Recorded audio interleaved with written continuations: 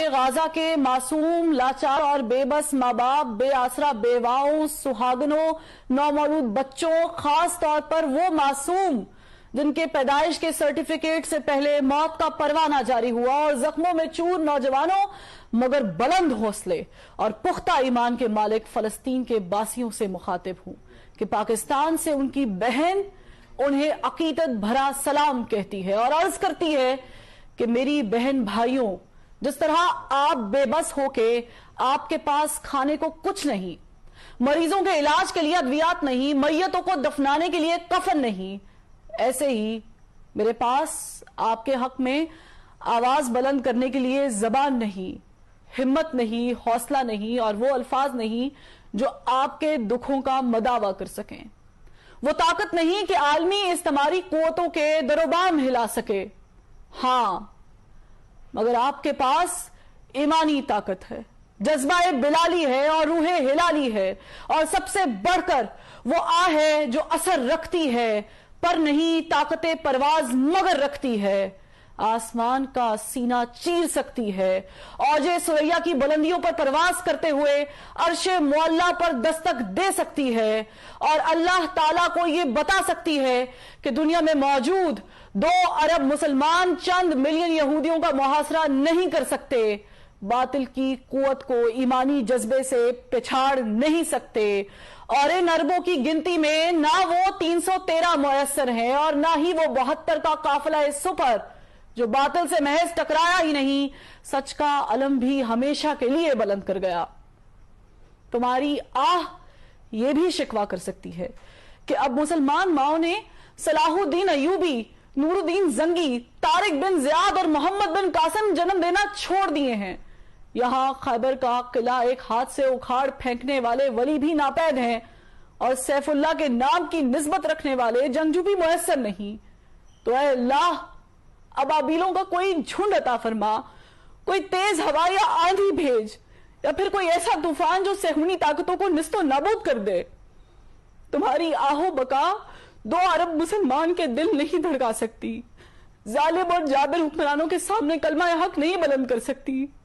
عالمی انسانی حقوق کی تنظیموں کو نہیں جھنجھوڑ سکتی، UN، OIC اور یورپی یونین جیسی طاقتوں کا ضمیر نہیں ڈرا سکتی، مگر یہ عرش معلیٰ کو ہلا سکتی ہے، اللہ کے جلال اور غیظ و غضب کو جلا بخش سکتی ہے، اور جبار و قہار کو اپنی جانب متوجہ کر سکتی ہے، آسمان سے آگ برسوا سکتی ہے، پتھروں کی بارش بھی کروا سکتی ہے، اور برف کے گولے بھی گروا سکتی ہے۔ فلسطین کے بے بس و مجبور و محقور باسیوں، تمہاری داد رسی کو دنیا سے نہیں کوئی آنے والا، تمہارے زخموں کی مرہم پٹی بھی کوئی نہیں کرنے والا، پیاس اور بھوک سے بلکتے تڑپتے بچوں کو کوئی نہیں نوالا دینے والا، تمہاری میتوں پر کوئی کفن بھی نہیں ڈالنے والا، تمہارے اسکول، اسپتال اور پناہ گاہوں کو بھی دنیا کا کوئی معتبر نہیں محفوظ بنانے والا، غرض اس دنیا میں کوئی بھی نہیں تمہارا رکھوالا، کیونکہ اس دنیا کے ٹھیکیداروں کو ڈالر کی بھوک ہے، بارود کے کاروبار کی فکر ہے، عالمی مراسم اور دنیا میں اپنے وقار کی فکر ہے، سپر پاور کے اتحادی ہونے اور ان سے دوستیاں نبھانے کی پرواہ ہے، اور محض اپنی جان کی فکر ہے۔ اے فلسطین کے باسیوں، ہم نے اپنے ایوانوں میں مذمتی قراردادیں پیش کر دی ہیں، عالمی اداروں میں بھی زبردست احتجاج کیا ہے، ریکارڈ ملین مارچ کیے ہیں، سیو غازہ، نو وار اور فری پیلسٹائن کے نعرے بھی بلند کیے ہیں، اور یہی وہ سب کچھ ہے جس کے لیے ہمارے آقا ہمیں اجازت دیتے ہیں۔ وہ استعماری طاقتیں جن کی ہم کٹ پتلیاں ہیں، اس سے آگے کچھ کرنے کی ہمیں اجازت نہیں دیتی، کیونکہ ہماری آنکھیں ڈالر کو ترستی ہیں اور ہمارے دل امریکہ، کینیڈا اور برطانیہ کے ویزے کے لیے دھڑکتے ہیں، اور ہم عالمی پابندیوں سے ڈرتے ہیں، کیونکہ ایک جانب IMF نے ہمارے پاؤں میں زنجیریں ڈال رکھی ہیں تو دوسری جانب یورپی یونین میں GSP+ کا سٹیٹس ہمارے ہاتھوں میں ہتھکڑیاں ڈالے ہوئے ہے، تو سب سے بڑھ کر کے فیٹف کا ہتھوڑا ہمارے سروں پر منڈلا رہا ہے کہ ادھر ہم نے اپنے آقاؤں کی ذرا حکم عدولی کی، اور ادھر عالمی پابندیوں کے نام پر ہمارا بھرکس نکال دیا جائے گا۔ ہمیں ڈیفالٹ ڈکلیئر کر دیا جائے گا, ہمیں اچھوت قرار دے دیا جائے گا اور دنیا ہمارا بوائکٹ کر دے گی,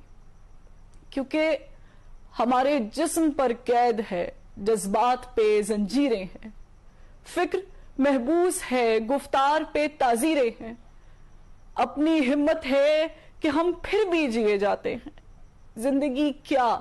کسی مفلس کی قبا ہے جس میں ہر گھڑی درد کے پیوند لگے جاتے ہیں. اے فلسطین کے باسیوں, آج ہماری حالت افریقہ میں معصوم بچے کے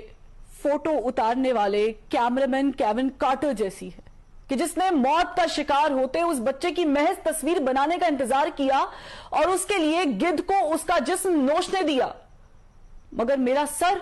شرم سے جھکا جاتا ہے کہ اس فوٹوگرافر نے غیرت کھا کر بعد ازاں خودکشی کر لی تھی, مگر ہم میں اتنی بھی ہمت نہیں. ہم دیکھ رہے ہیں کہ بڑی بڑی ٹانگوں اور چونچ والے گدھ ہمارے معصوموں کا جسم نوچ رہے ہیں اور ان کے مرنے کا انتظار بھی نہیں کر رہے, اور ہم ان گدھوں کو وہاں سے ہٹانے اور تمہیں بچانے کے لیے کچھ بھی نہیں کر رہے. یہ گدھ تمہارے اسپتالوں پر بارود برسا رہے ہیں, یہ اسکولوں پر میزائل داغ کر انہیں کھنڈرات بنا رہے ہیں, اور یہ پناہ گزین کیمپوں پر بمباری کر کے تمہاری نسل پر زمین تنگ کر رہے ہیں. یہ تمہیں فلسطین سے نکل جانے کے لیے زبردستی مجبور کر رہے ہیں, اور اگر تم اپنے وطن میں رہو گے تو یہ ایٹم بم یا فاسفورس برسا کر تمہارا نام و نشان مٹا دیں گے. ہم ان کے ارادے بھانپ رہے ہیں, ان کی باتیں سن رہے ہیں اور ان کی حرکتیں بھی نوٹ کر رہے ہیں. حیرت کی بات یہ ہے کہ ہمارے پاس ٹینک ہے, میزائل ہیں, راکٹ ہیں, بم ہیں اور بارود بھی ہے, مگر وہ جذبہ ایمانی نہیں ہے کہ باطل سے ٹکرا جائے. کبھی ہم میں بھی ایسے لیڈر تھے جنہوں نے دشت تو دشت دریا بھی نہ چھوڑے, بحر ظلمات میں بھی دوڑا دیے گھوڑے. آج نہ دریا ہے ہماری راہ میں حائل, نہ سمندر, نہ صحرا, نہ گھوڑے چاہیے, نہ زرہ چاہیے اور نہ ہی تلواریں. آج بس جذبہ ایمانی چاہیے, مگر اے غازہ کے باسیوں, جذبہ ہمارے پاس نہیں, وہ ایمانی قوت نہیں, وہ نعرہ تکبیر کی انرجی ہم میں نہیں, اور ایمان کی ایسی طاقت سے بھی شاید ہم محروم ہیں جو آپ کے روم روم میں بھری ہے, کیونکہ ہمارے ہاتھ بے زور ہیں, الہات سے دل خوگر ہیں, امتی باعث رسوائی پیغمبر ہیں. اے غزہ کے باسیوں, میرا دل رنجور ہے,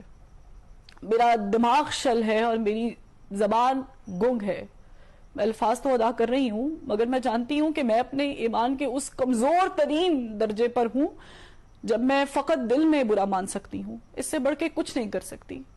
میں آپ سے ہزاروں میل دور بیٹھی فقط اشک بہا سکتی ہوں, اللہ کے حضور گڑگڑا سکتی ہوں, سجدوں میں آنسو بہا سکتی ہوں, رب کی بارگاہ میں التجا کر سکتی ہوں. اس سے بڑھ کر میرے پاؤں میں بیڑیاں ہیں, میرے خیالات پر پابندیاں ہیں اور میری سوچوں پر پہرے ہیں. اے غزہ کے باسیوں, میں آپ سے ہاتھ جوڑ کر درخواست گزار ہوں کہ مجھ سے اور میرے جیسے ہزاروں لاکھوں کروڑوں سے خفا نہ ہوئیے گا. بے شک ہم آپ کے گناہ گار ہیں, کیونکہ آپ کے مجرموں کو دیکھ کر اپنی آنکھیں موندے ہوئے ہیں, مگر ہماری مجبوری سمجھ کر معاف کر دیجئے گا. ہماری آپ کا مدد نہ کرنا آپ اپنی آزمائش سمجھ لیجئے گا, ٹھیک ویسے جیسے اللہ تعالیٰ فرماتا ہے کہ وہ اپنے پیاروں کو آزماتا ہے. اس لیے ہمیں اپنی آہوں میں شمار نہ کیجئے گا اور اللہ سے ہماری شکایت بھی نہ کیجئے گا. آپ کے معصوم جو شہید ہو رہے ہیں ان سے اللہ کی ملاقات ہوگی, دنیا میں ان پر کیا بیتی اس پر بھی بات ہوگی. خدا را اپنے معصوموں کو تلقین کیجئے گا کہ وہ اللہ سے ہماری شکایت نہ کرے, بلکہ اللہ سے یہ درخواست کرے کہ وہ ہمارے جیسے کمزور ایمان والوں کو طاقت عطا کرے, کیونکہ ہم بھولے ہوئے ہیں. ہم بھولے ہوئے ہیں کہ منفعت ایک ہے, اس قوم کا نقصان بھی ایک ہی سب کا نبی, دین بھی, ایوا بھی ایک, حرم پاک بھی, اللہ بھی, قرآن بھی ایک. کچھ بڑی بات تھی ہوتے جو مسلمان بھی ایک. آج اس تمہاری طاقتوں نے ہمیں تقسیم کر رکھا ہے. اپنے اپنے مفادات میں الجھا رکھا ہے، فرقہ بندی اور ذات پات میں منقسم کر رکھا ہے، کیونکہ وہ جانتے ہیں کہ جب تک ہم تقسیم رہیں گے اور ایک کے فلسفے سے دور رہیں گے تب تک وہ ہم پر حکمرانی کرتے رہیں گے، ہمارا خون بہاتے رہیں گے اور ہمیں جینے کی بھیک مانگنے پر مجبور کرتے رہیں گے۔ مگر اے غزہ کے باسیوں، میری آپ سے التجا ہے، میری آپ سے التجا ہے کہ چند روز، اے میری جان، فقط چند ہی روز ظلم کی چھاؤں میں دم لینے پہ مجبور ہیں ہم، اور کچھ دیر ستم سہ لیں، تڑپ لیں، رو لیں، اپنے اجداد کی میراث سے معذور ہیں ہم، لیکن اب ظلم کی میعاد کے دن تھوڑے ہیں، ایک ذرا صبر کے فریاد کے دن تھوڑے ہیں، ایک ذرا صبر کے فریاد کے دن تھوڑے ہیں۔